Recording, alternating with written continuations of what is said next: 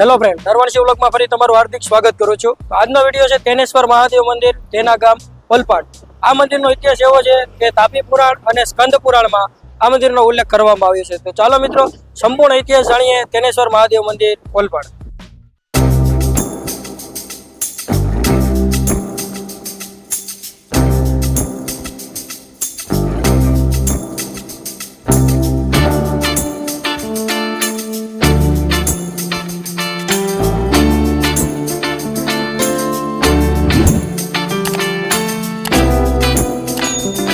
તો ફ્રેન્ડ, આપણે પહોંચી ગયા તેનેશ્વર મહાદેવ મંદિર. તો ચાલો મિત્રો, આપણે તેનેશ્વર મહાદેવ મંદિરના દર્શન કરીએ અને ત્યાંનો આપણે સંપૂર્ણ ઇતિહાસ જાણીએ. તો મિત્રો, વિડીયો સ્કીપ કરતા નહીં, સંપૂર્ણ જોજો તો તમને ખ્યાલ આવશે.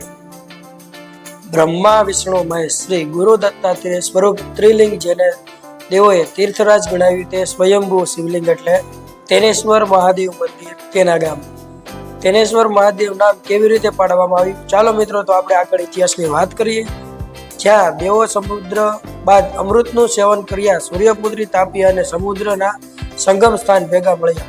વિશ્વની અંતિમ પ્રાચીન નદીઓની એક એવી સૂર્યપુત્રી તાપી નદીના ઘટે તે કાળે સૂર્યપુત્રી તાપી અને સમુદ્રનો સંગમ સ્થાન તરીકે જાણીતા તેના ગામ વાયા બરબોધન, તાલુકો ઓલપાડ, જિલ્લો સુરત ખાતે આવેલું શ્રી તેનેશ્વર મહાદેવ મંદિર બિરાજમાન છે. અતિ પ્રાચીન ધાર્મિક સ્થળોની મુલાકાત ભવ્ય ભૂતકાળમાં રોમાયણ જણાવેલ છે અને જાણીએ છીએ સ્થળનું પૌરાણિક મહત્વ હોય તેની સાથે ભગવાનની કોઈ પણ પૌરાણિક કથાઓ સંકળાયેલી જ હોય છે. આવા પ્રાચીન શ્રી તેનેશ્વર મહાદેવના દર્શન માત્ર ધન્યતા જ નહીં, ભક્તિ અને પરમ સંતોની અનુભૂતિ પણ થાય છે. અહીં અતિ પ્રાચીન સ્વયંભૂ પૌરાણિક શિવલિંગ, જે કાળની કરતા અને વિસરાઈ ગયેલી છતાં પણ એટલું જ પરમ શાંતિ આપે એવું પાપનાશક શ્રી તેનેશ્વર મહાદેવ મંદિર સુરત ખાતે આવેલું છે. વિશ્વની અતિ પ્રાચીન સૂર્યપુત્રી તાપી નદીના કિનારે તે કાળે તાપી સમુદ્રમાં સ્થાન તરીકે જાણીતા સમુદ્ર કિનારે આવેલ મંદિરની ગાથા કંઈક રોમાંચિક જ છે. સ્કંદ પુરાણની અંદર અને તાપી પુરાણમાં જે શનેશ્વર મહાદેવ મંદિર, દર્ભેશ્વર મહાદેવ મંદિર તથા પિંડેશ્વર મહાદેવ મંદિરનો મહિમા જણાવવામાં આવેલો છે. સ્કંદ પુરાણની અંદર તથા તાપી પુરાણની અંદર શ્રી તેનેશ્વર મહાદેવ મંદિર અને મહાસાગરનું મંથન કરતા મળેલા અમૃત કુંભની આ મંદિર સાથે કથા જોડાયેલી છે. સમુદ્ર મંથન દેવો અને દાનવોનું કર્યું ત્યારે અમૃત પાત્ર લઈ ને ધન્વંતરી ભગવાન પોતે બહાર નીકળ્યા. એથી હર્ષે વિભોર પામેલા દેવી દેવતાઓ બ્રહ્મદેવને કહ્યું કે સર્વ લોકોને દુર્લભ એવું અમૃત કુંભ પ્રાપ્ત થયું છે, તો તેનું સેવન કોઈ પવિત્ર તીર્થમાં સ્નાન કર્યા બાદ કરીએ. એથી બ્રહ્મદેવે કહ્યું કે દેવો સૂર્યપુત્રી તાપી નદી અને સમુદ્રનો સંગમ સ્થાન સિવાય બીજો કોઈ શ્રેષ્ઠ તીર્થ નથી. ત્યારે અમૃતપાન કરવાથી તમારું જરૂર કલ્યાણ થશે, કેમ કે તાપી સમુદ્રનો સંગમ એટલે તે અમૃતનો પણ ઉત્તમ ગણવામાં આવે છે. આ સાંભળી બ્રહ્માજી સહિત તમામ દેવી સૂર્યપુત્રી તાપી નદીના તટે આવ્યા. દેવોએ પાથરેલ તંબો પાર અમૃતનું કળશ મૂકી ધન્વંતરી ભગવાન ત્યાં ઉભા રહે છે. જ્યારે અન્ય દેવો તાપી માતામાં સ્નાન કરવા જાય છે, તે સમયે માયાવી દાનવોએ દેવીઓનો વેશ ધારણ કરી શાંતિથી અમૃત કુંભ લી ને ચોરી કરીને ચાલ્યા જાય છે. સંસ્કૃતમાં સ્તેન શબ્દ એટલે કે ચોરવું થાય છે, એટલે આ મંદિરનું નામ તેનેશ્વર મહાદેવ પાડવામાં આવ્યું છે. તો આગળની વાત કરું તો બધા દેવો તાપીમાં સ્નાન કરી પરત ફરે છે. ત્યારે તટ પર પાછા ફર્યા ત્યારે અમૃત કુંભ નહીં દેખાતા દેવો ગભરાઈ જાય છે અને તે જણાવ્યું ત્રિલોચન શંકર ભગવાનની પ્રાર્થના કરી આહવાન કર્યું. ભગવાન શંકર તે જાણવા ધ્યાન ધરી અમૃત કુંભની ભાળ અને તેને અંગે દેવોને કહ્યું અને ત્યાં જ વેદમય શરીર લઈ શ્રી તેનેશ્વર નામે પ્રસિદ્ધ થાય છે. ત્યારે જય શ્રી તેનેશ્વર તીર્થમાં ભગવાન વિષ્ણુએ તપસ્યા કરી વિશ્વને મોહિત કરી તેવી વૈષ્ણવી માયાથી મોહિત થઈ દાનવોએ અમૃત કુંભને વિષ્ણુ દેવને આપી. તેઓએ તે વૈષ્ણવી માયા રૂપી વિષ્ણુ ભગવાનને અમૃત કુંભ લઈ શ્રી તેનેશ્વર તીર્થ ઉપર અમૃતનું પાન કરાવ્યું. તો મિત્રો, આવી રીતે આ મંદિરનો ઇતિહાસ છે. હજી થોડોક ઇતિહાસ બાકી છે, પણ આપણે સૌપ્રથમ મંદિરના પૂજારી પાસેથી આપણે આ મંદિરનો ઇતિહાસ જાણી લેશું. ત્યારબાદ હું તમને ઇતિહાસની આગળ વાત કરું.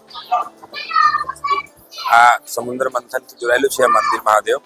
આ તેનેશ્વર મહાદેવ છે, ત્યાં બ્રહ્મા વિષ્ણુ મહેશ ગુરુ દત્તાત્રેય સ્વરૂપ છે. જ્યારે સમુદ્ર બદલ ત્યારે દેવો અને દાનવ અમૃતના કળશ લાવેલા હતા. ને એ કળશ મૂકીને દેવો સ્નાન કરવા ગયા સંગમ સ્થાનમાં, અને સ્નાન કરીને પાછા આવ્યો. ત્યારે કળશ હતી ચોરાઈ ગયેલી હતી. એટલે દેવો બધા શોધ કરી ધ્યાન કરી, એટલે કોઈને ધ્યાનમાં નહીં આવી, બધા શિવજીને ધ્યાન કરી. આ સ્વયંભૂ છે મહાદેવ, બ્રહ્મા વિષ્ણુ મહેશ ગુરુદેવ દત્તાત્રેય સ્વરૂપમાં છે. અને વિષ્ણુ ભગવાન મહેમ ધારણ કરીને આ જગ્યાએ આ કલશ લાવી, એટલે માગસો સુધી 11 મુક્તતા એકાદશી દિવસે બધા દેવ અમૃતપાન કરાવેલા છે. ને તમે 12 જ્યોતિર્લિંગ દર્શન કરો એટલું પુણ્ય ફળ મળે છે. ને માગસો સુધી 11 ને બધા દેવ અમૃતપાન કરે, અને આ દેવોના આપવાનો આનંદ તીર્થધામ છે. તો મિત્રો આપણને મંદિરના પૂજારી દ્વારા ઇતિહાસ જણાવવામાં આવ્યો, પણ આપણે જે થોડોક ઇતિહાસ બાકી હતો, ચાલો મિત્રો તો એ ઇતિહાસ પણ હું તમને જણાવી દઉં. અમૃતકુંભ ચોરાઈ ગયા બાદ તે જાણવા માટે ત્રિલોચન શંકર ભગવાનની પ્રાર્થના કરી આહવાન કર્યું. ભગવાન શંકરે તે જાણવાના ધ્યાન ધરી અમૃતકુંભની ભાણ મળી. અંગે દેવોએ કહ્યું કે ત્યાં જ વેદમય શરીર લઈ શ્રી તેનેશ્વર નામે પ્રસિદ્ધ થયા. ત્યાં જ શ્રી તેનેશ્વર તીર્થે ભગવાન વિષ્ણુએ તપસ્યા કરીને વિશ્વને મોહિત કરે તેવી વૈષ્ણવી માયાથી મોહિત થઈ દાનવોને અને અમૃતકુંભને વૈષ્ણવી દેવી આપી દીધો. તે વૈષ્ણવી માયા રૂપી વિષ્ણુ ભગવાનને અમૃતકુંભ લઈ શ્રી તેનેશ્વર તીર્થ ઉપર અમૃતપાન કરાવ્યું. તેથી આ દેવો આનંદ આપવાનું તીર્થ રાજ કર્યું. સાધારણ દેવો માગસર સુદ એકાદશીએ અમૃતનું પાન શ્રી તેનેશ્વર તીર્થ ઉપર કર્યું હતું. તેથી શ્રી તેનેશ્વર તીર્થ સર્વ મનોરથમાં પૂર્ણ કરનાર ગણાય છે. શ્રી તેનેશ્વર મહાદેવના દર્શન કરવાથી સામૂહિક પાપ સુધાર ધોવાઈ જાય છે.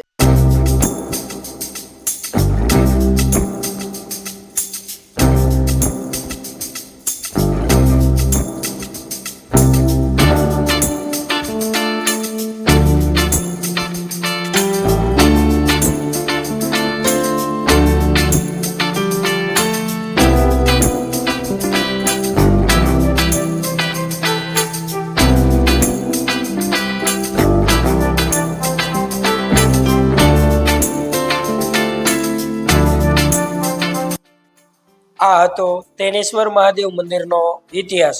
તો મિત્રો આવા જ નવા ધાર્મિક વિડીયો જોવા માટે અમારી યુટ્યુબ ચેનલ અને અમારી ઇન્સ્ટાગ્રામ ચેનલ નારવણસિંહ બ્લોગને સબસ્ક્રાઈબ કરજો, લાઈક કરજો અને ઇન્સ્ટાગ્રામ ચેનલને ફોલો કરજો. તો મિત્રો આ મંદિરે જો તમે સુરતમાં રહેતા હોય તો જરૂર ને જરૂર આવજો. અને આ મંદિરનો 1500 કરોડ વર્ષ જૂનું માનવામાં આવે છે મિત્રો.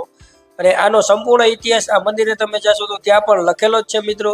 એટલે જરૂર ને જરૂર આ મંદિરે તમે દર્શન કરો, જેથી તમારા તમામ પાપ ધોવાઈ જાય મિત્રો. તો ચાલો ફરી મળીશું નવા વિડીયો સાથે. જય માતાજી.